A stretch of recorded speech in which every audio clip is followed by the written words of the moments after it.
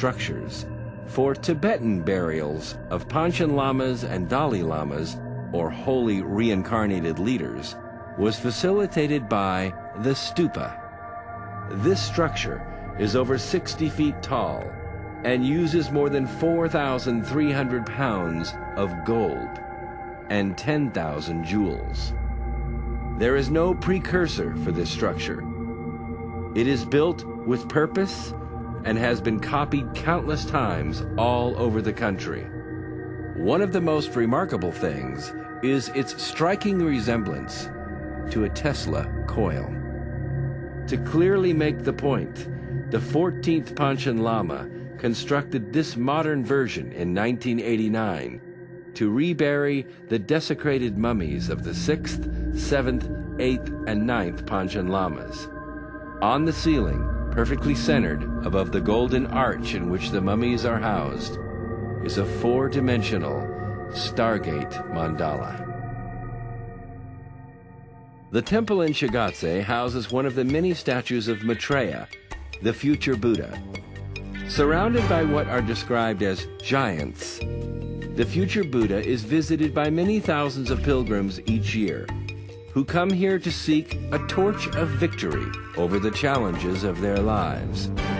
Another remarkable thing is the use of glass ornaments of different sizes and colors to represent the appearance of orbs. Usually only revealed in filmed or digital camera images, these are ascended masters or higher dimensional intelligences who come to assist people who can raise their consciousness to a point where these intelligences can appear as geometrical orbs. These ornaments give the dimensionally blind person hope that the ascended masters are here, watching, and offering their love and assistance. The expedition to discover the meaning of the legend of a hollow earth brought us here to Tibet. We found a religious tradition with powerful symbols of higher consciousness and the origins of the planet itself. The land of Tibet is rich in minerals and heritage, but not much has changed over the last 1,000 years in the way the Tibetan people live. They are devout and peaceful, but it seems the people are smiling and simple on the outside while holding a sacred and secret knowledge on the inside. We discovered that the most holy sites in Tibet tell of giants of old who brought highly advanced technology here capable of opening and operating stargates. These giants were the protectors of the ancient Buddha who taught the people the principles of compassion and love.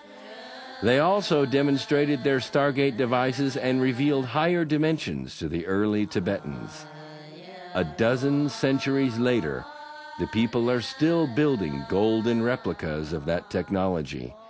They tie their intricate mandala paintings of the Stargates to the enlightenment of the human soul. And they still build and care for golden statues of their ancient leaders. The Stargate replicas don't actually function. Maybe they witnessed them work once and have forgotten how they work. Maybe they are waiting for the giants to return and open the Stargates once again.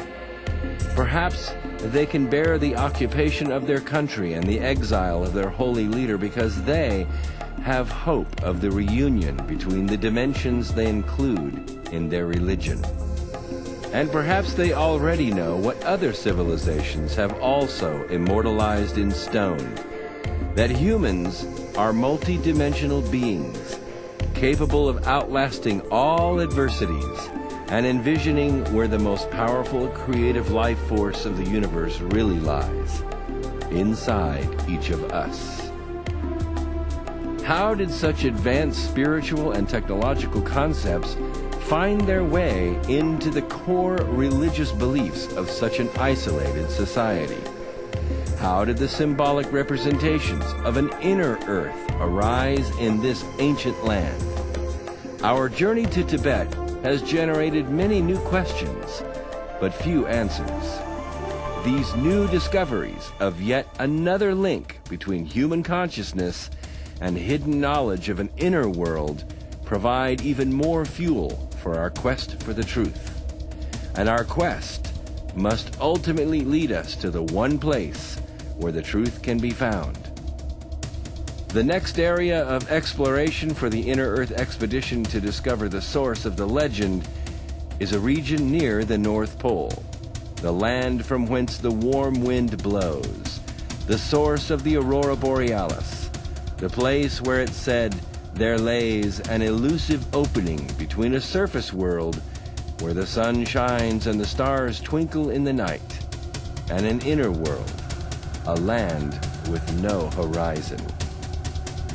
One might think that with today's capabilities in the fields of satellite photography and geophysical surveys, that the existence of an inner Earth would have either been proven or refuted by the existing data.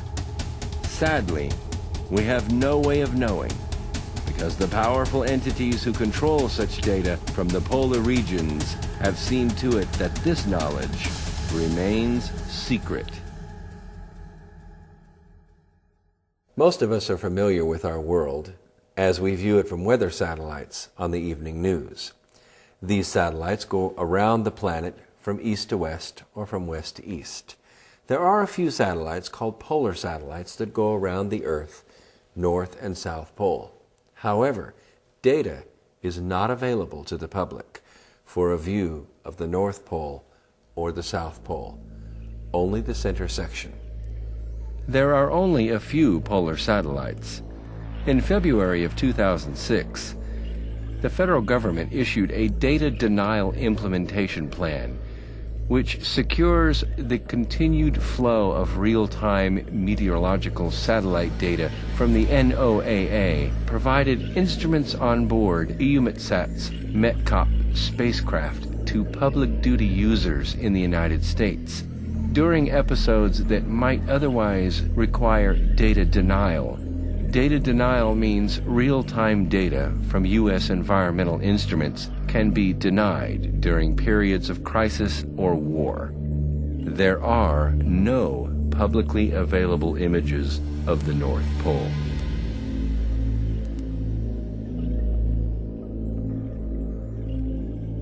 When a solar flare occurs, cosmic radiation leaps out into space, crossing the distance from the Sun to the Earth in about 73 hours.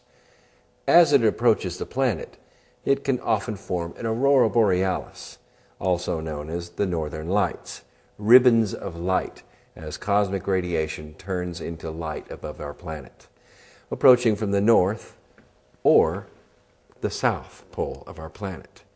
But what would cause an aurora borealis to form over both poles at the same time? Find out as we explore our world during the North Pole Inner Earth expedition.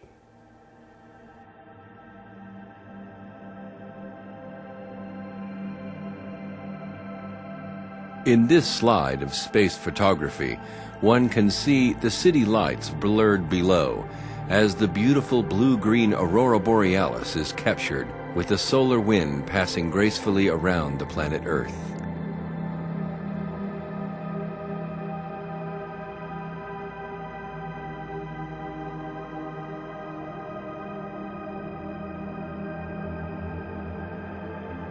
Solar flares explode from the sun's surface hundreds of thousands of miles into space. These emit X-rays, high-energy particles, and gamma rays that travel on a solar wind to Earth in about 73 hours.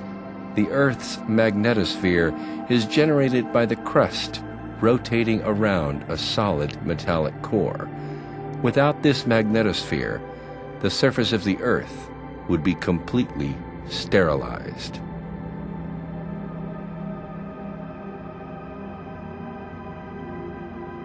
Unlike traditional gravity theories, gravity actually centers in the crust of the Earth. Are there openings in the Earth's crust that lead to an interior world? We are about to explore and find out.